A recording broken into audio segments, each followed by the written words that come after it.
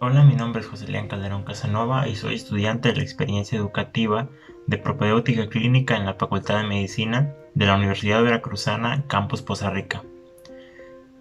Hoy vamos a ver el tema de exploración del cuello y sus alteraciones. Entonces tenemos que la exploración se va a realizar mediante inspección, auscultación y palpación del paciente. Esta siempre se va a realizar sentado, pero se pudiese realizar parado cuando el paciente tenga menor o igual estatura que el examinador. En esta exploración tendremos en cuenta de manera general la exploración del cuello en su conjunto, la exploración de los vasos linfáticos contenidos en el cuello, la exploración de los vasos sanguíneos, ya sea venosos o arteriales, la exploración de restos de estructuras, ya sea musculares, tendinosas, también la exploración de vías aéreas, ya sea como la tráquea, también la exploración del cartílago tiroides y por supuesto la exploración de la glándula tiroides.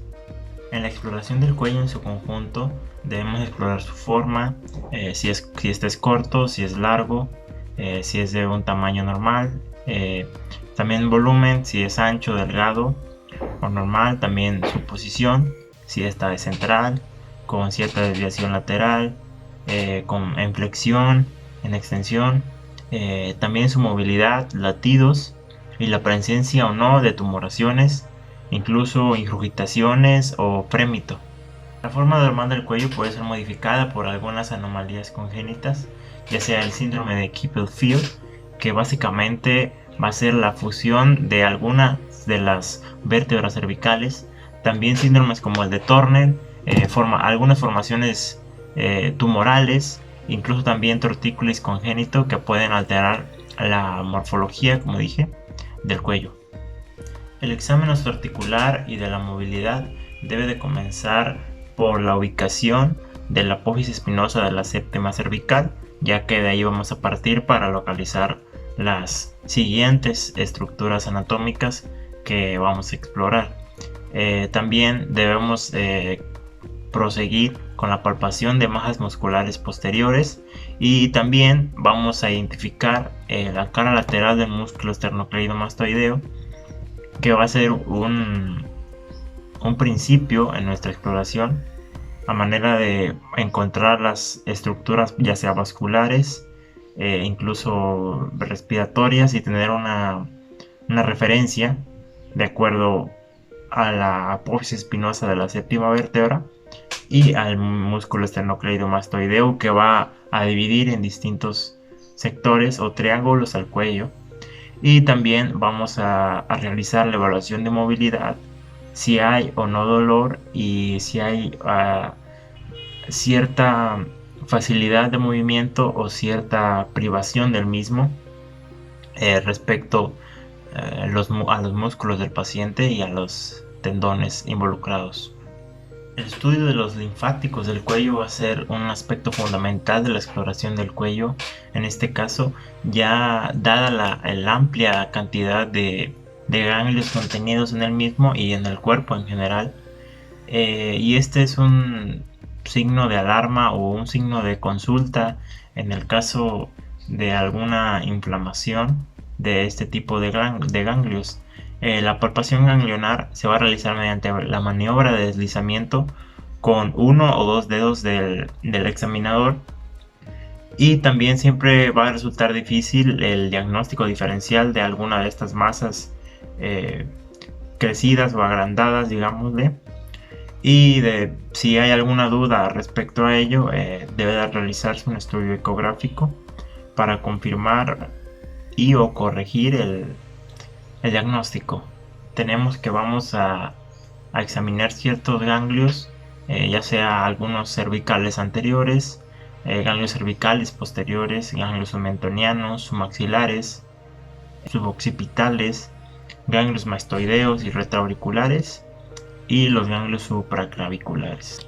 Algunas de las razones de la inflamación de ganglios: en el triángulo anterior tenemos que podría ser ciertos bocios, algún quiste tirogloso, un quiste dermoide, quistes branquiales, higroma quísticos, divertículos faringios, y en el triángulo posterior tenemos que podría ser ciertos linfomas, metástasis ganglionares, tumores neurógenos, paragangliomas. También podremos tener adenitis tuberculosa y adenitis inflamatoria de cualquier etiología. Para el área vascular respecto a las arterias, en un reposo físico y mental van a ser solo visibles algunos tenues latidos carotídeos. Las pulsaciones alcanzan mayor magnitud en formas graves de alguna insuficiencia valvular aórtica y en todas las variedades de fístulas arteriovenosas. Tenemos que podríamos tener en una presión arterial muy elevada algún signo de Muset, que básicamente es el llamado headbanding, que podría ser un tenue movimiento de cuello al ritmo o al momento en el que el corazón late, al pulso del corazón, vaya. También tenemos un latido cervical unilateral y amplio, va a poder corresponder a un aneurisma de la arteria subclavia o de la carótida, aunque esto es algo raro. Tenemos que la disminución o ausencia de latidos carotídeos palpables va a suele implicar alguna obstrucción. También el flujo turbulento que lo acompaña genera un frémito sobre su trayecto, a veces un trayecto tortuoso o por aterosclerosis. Alguna oposición al sifón mismo puede ocasionar la profundización y ocultamiento arterial con la consiguiente atenuación y aún ausencia de latidos.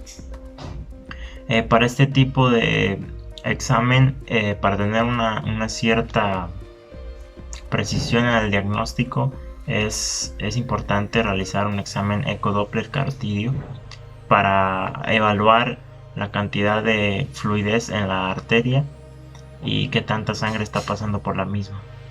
Los frémitos cervicales también pueden obedecer a obstrucciones carotídeas del 60 al 90% de la luz del trayecto arterial. Por ejemplo, un frémito sistólico continuo puede también palparse sobre la glándula tiroides agrandada y con aumento de la temperatura de un bocio hipertiroideo.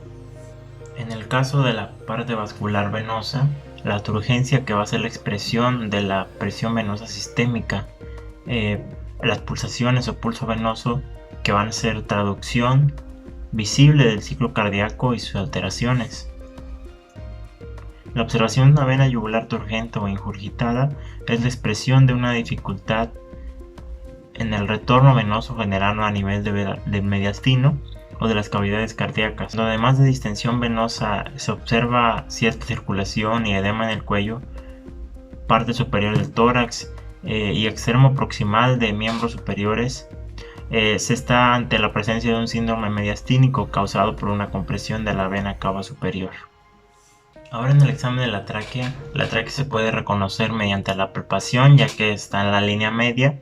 El craqueo laringio se efectúa moviendo lateralmente el cartílago ricoides tomado entre el índice y el pulgar. La sensación de roce o resalto característica puede desaparecer, por ejemplo, en un cáncer laringio o en un bocio retroesternal. También para la exploración se debe colocar el dedo índice por encima de la horquilla esternal. La tráquea se reconoce por la prominencia de sus anillos.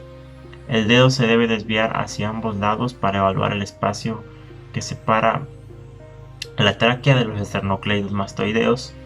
La tráquea puede resultar desplazada hacia uno u otro lado por masas cervicales o masas intratorácicas. Para el examen de la glándula tiroides, el paciente deberá estar sentado o de pie, con el pecho descubierto completamente, en una habitación bien iluminada, y el paciente debe estar cómodo. También es importante conocer el lugar de la glándula y su relación con las estructuras vecinas dentro del cuello.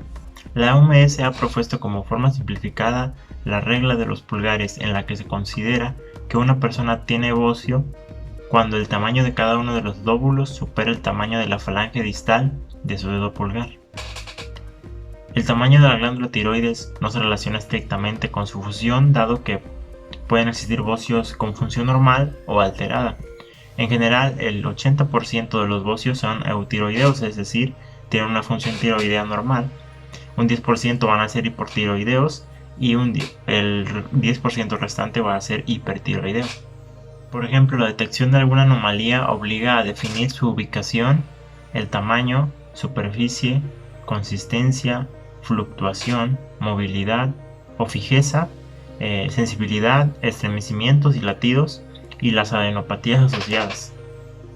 Otros recursos que podemos utilizar en la consulta podría ser realizar una buena anamnesis que nos llevaría por medio de las preguntas del médico al paciente a lograr un cierto acercamiento al diagnóstico o prácticamente el diagnóstico dado, y posteriormente con las medidas anteriormente descritas y demás técnicas podemos llegar a un diagnóstico en algún padecimiento en lo que al cuello se refiere.